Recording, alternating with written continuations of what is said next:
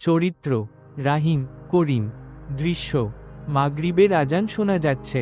রাহিম মসজিদের দিকে হাঁটছে। রাহিম মোবাইলে কল করে, হ্যালো করিম, কোথায় আছিস রে?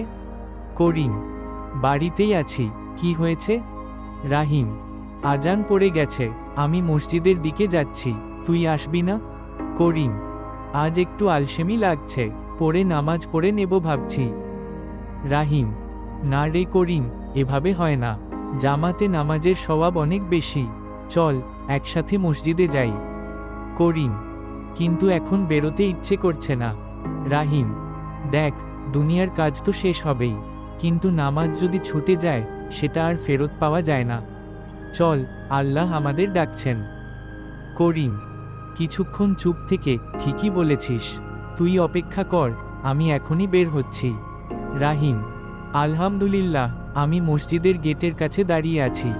করিম: ঠিক আছে, 2 মিনিটে আসছি।